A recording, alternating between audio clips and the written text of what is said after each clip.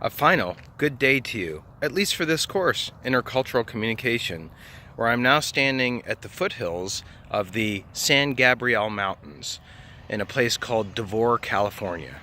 Standing at the top of a little mountain top and looking down into a very hazy / pollution-y / early morning dewy valley. Don't know how well you can see off on the horizon there, but there is actually a major highway there, Route 15, that you can actually hear the whir of all the way up here 5 miles away. I don't know if you can hear it.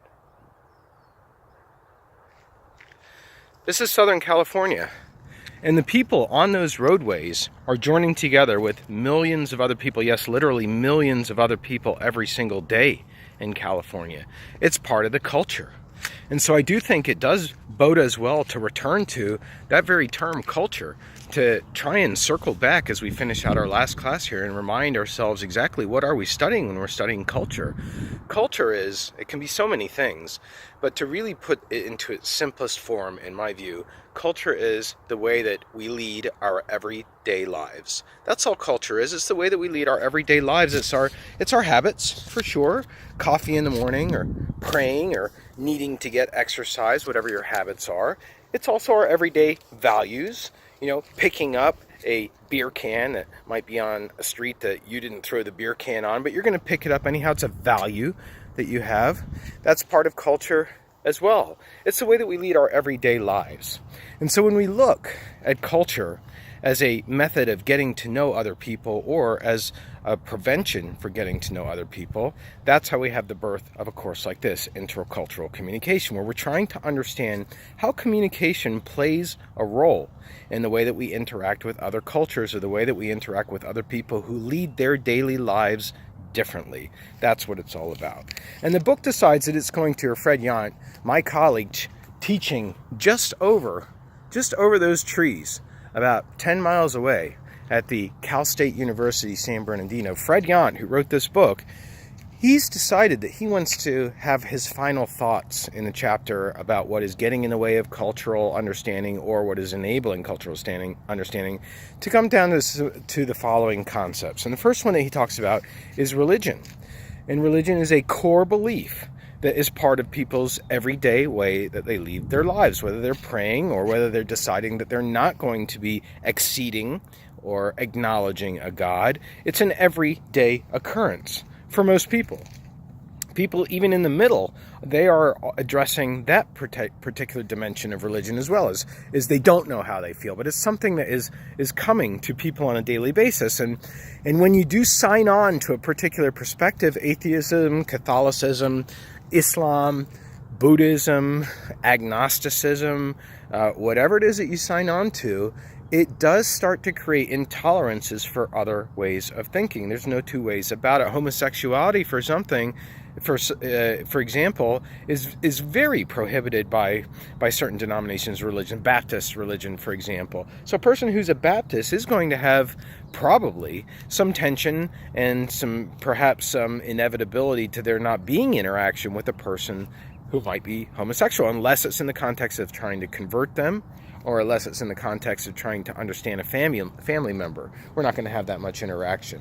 So religion is something that is, I think, appropriately talked about first as one of the possible impediments to culture. I mean, we don't need to go over all the wars that we have, do we, that are seated in religion, including Israel and Palestine, for example, or the Irish Civil War that went on for so many years, or the war in Rwanda in Africa, or take your pick, many wars across the world. There's a religious dimension, a religious base at the conflict. So religion does tend to be, I think more of an impediment to cultural interchange than it is for cultural exchange.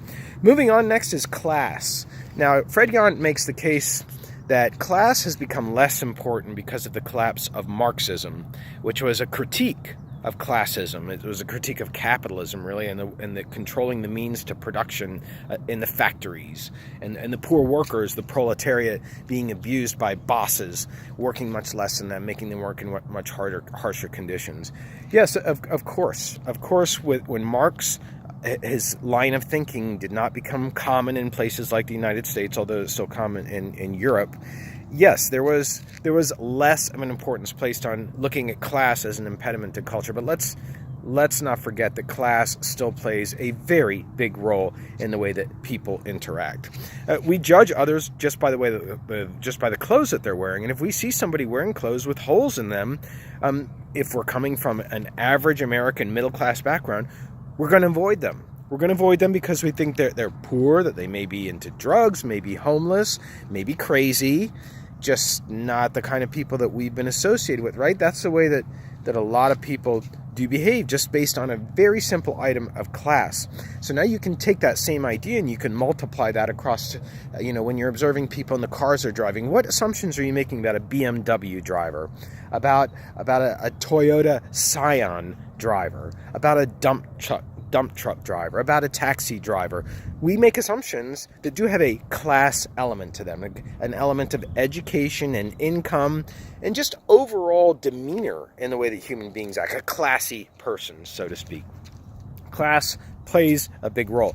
Many of the students that come to PASU universities, such as ESU, most of them even, are coming from first-time college generation families. That's very important to our mission, and it's something also that we take into account. It is a class element that we take into account, and willingly so, because we want to work with people who have not had the chance for an education before. At any rate, that wraps up the second barrier. Taken is on now to gender. Gender was discussed in many different ways in the book. We discussed it from a gender standpoint, a socially ascribed expectation to how we expect a female or male to act. We also described it as a biological element, your sex, your maleness, your femaleness. We discussed about different countries being masculine versus feminine, having clearly defined roles versus not having clearly defined roles.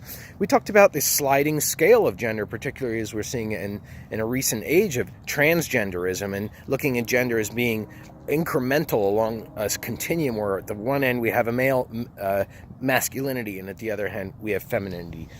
Cultures that have radically different prescriptions for how people of a gender should behave are going to have conflict, right? Those countries that are very, very masculine are going to be less accepting of countries that have more feminine prescribed behavior, and vice versa. So the Middle East, they're not going to be open to women changing their style of dress and exposing their faces when you have a very strict sect of Islam that's governing the code of dress.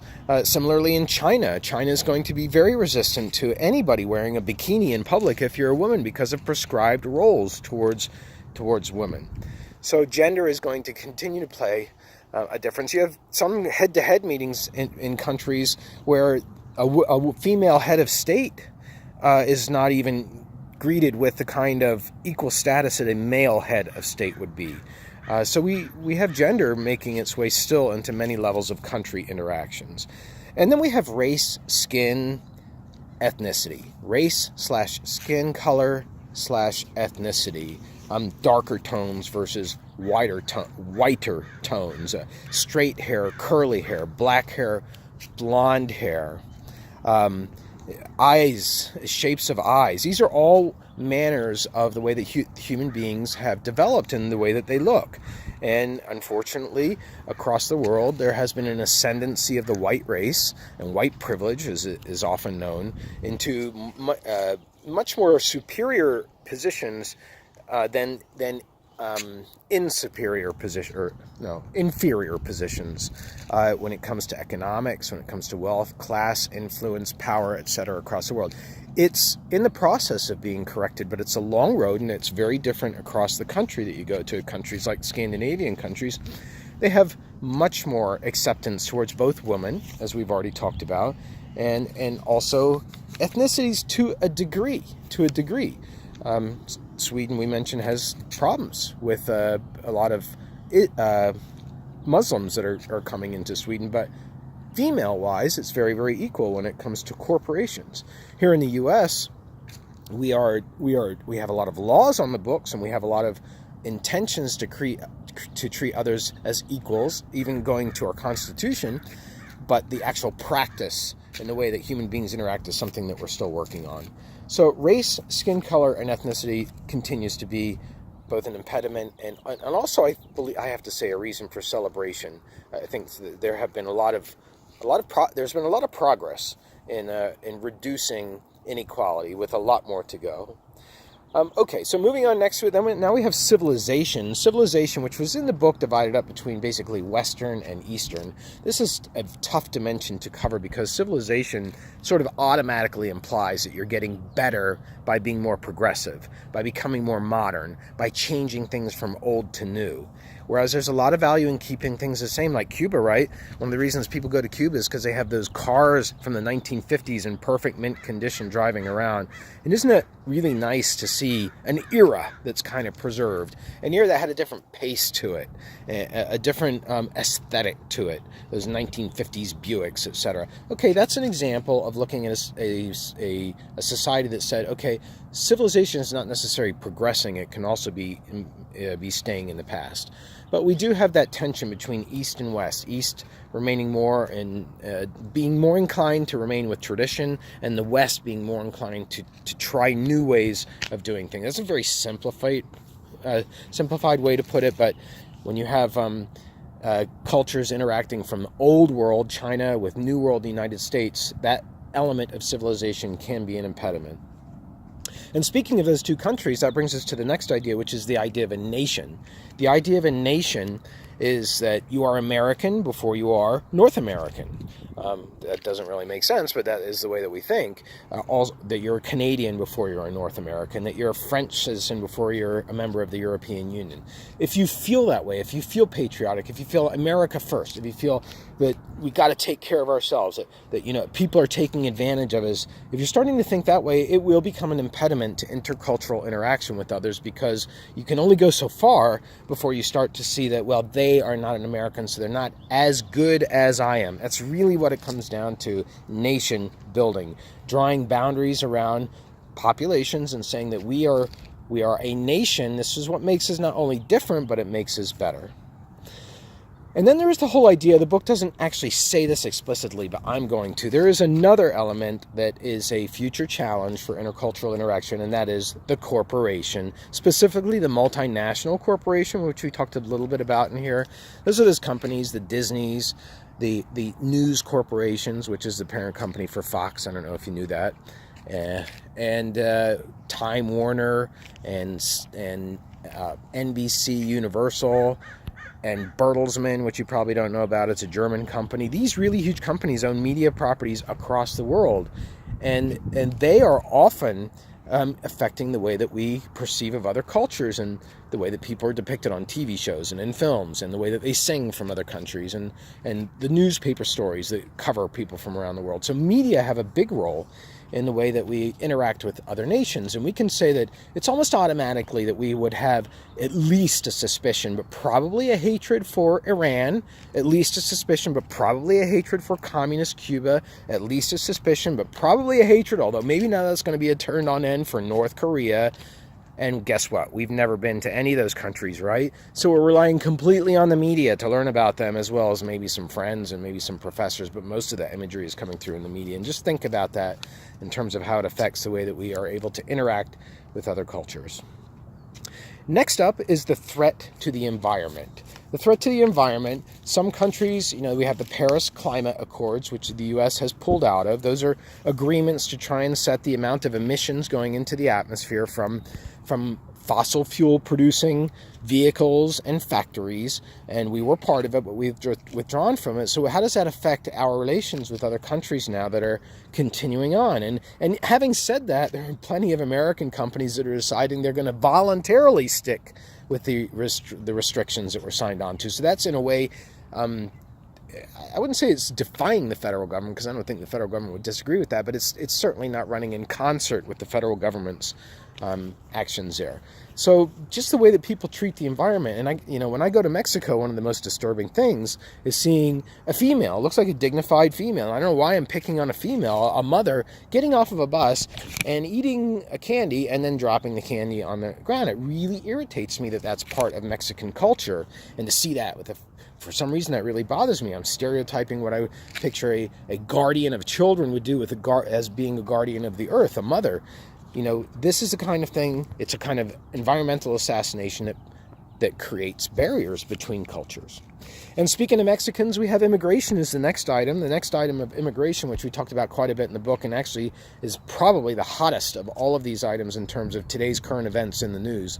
And that is, what effect is it having on our culture to have people moving here from other countries? Some are war-torn countries, some are poor countries.